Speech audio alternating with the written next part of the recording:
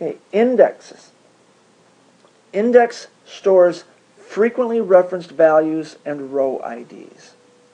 Okay. These can be based on one column or on multiple columns. You can base an index on an expression or a function. Okay.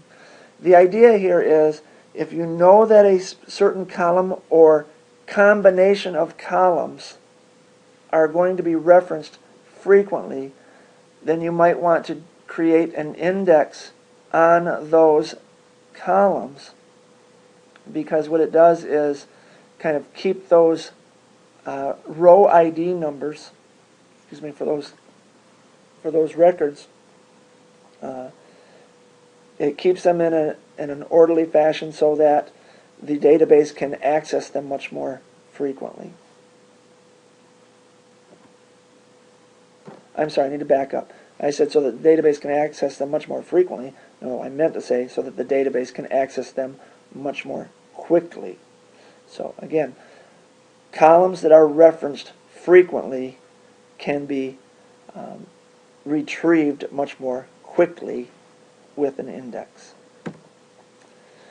I'm not going to try to explain the B-tree index because I'll probably end up causing more confusion.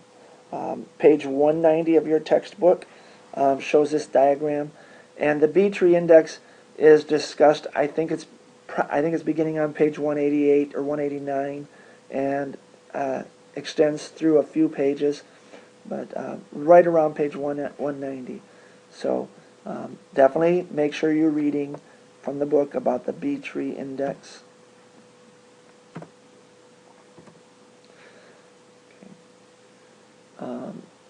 Again, here's those terms implicitly and explicitly. I brought these up in the Chapter 5 lecture.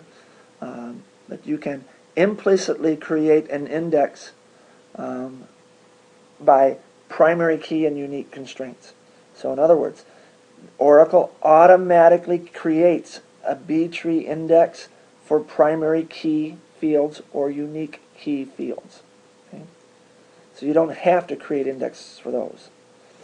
If you want to create an index for other types of fields or combination of fields, then you want to explicitly create an index by using the create index command.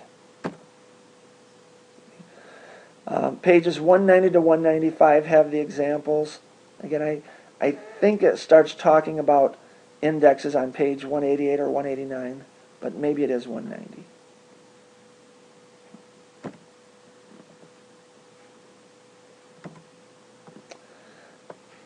Here's some bitmap indexes. Again, I am not going to attempt to discuss these. Definitely look over page 196 if you see questions or if you have questions about bitmap indexes.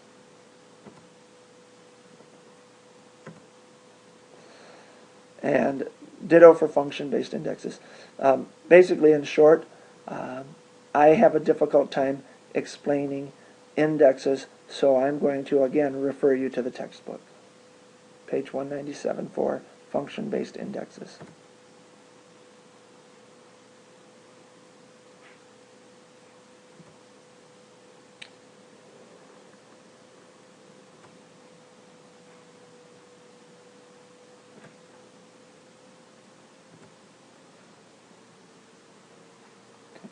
And yes, I intentionally was not talking as I went through those few slides, just so that you could kind of look at them.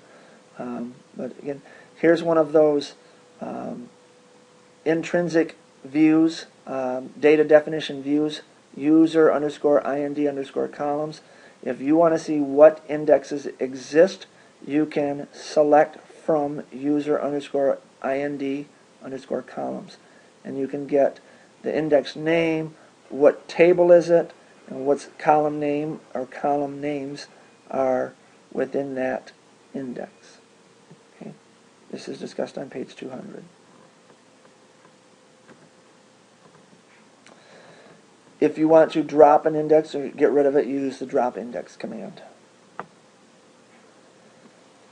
Okay, synonyms serve as permanent aliases for database objects. Simplify object references. Okay. Can be private or public. A private synonym Private synonyms are only available to the user who created them. However, you can create public synonyms that are available to all database users.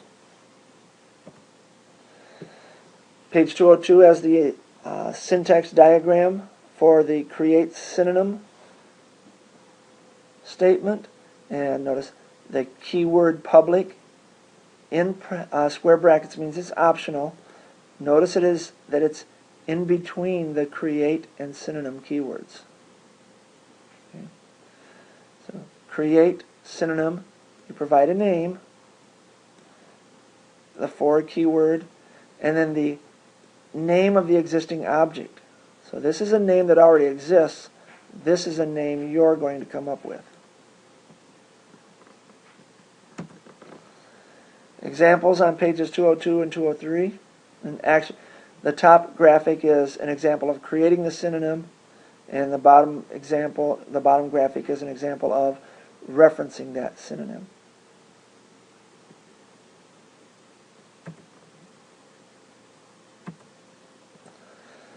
Again, if you want to delete a synonym, you use the drop synonym statement.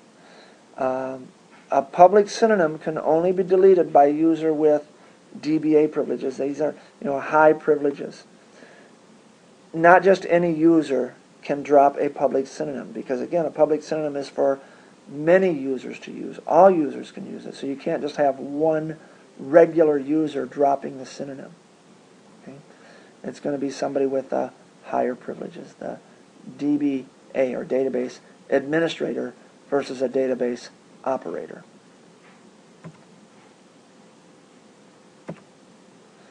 Okay, and again, I do not intend on reading through all of the bullets of the summary. You can either pause your video here as you read through them, or you can retrieve the PowerPoint from our Desire to Learn course content page.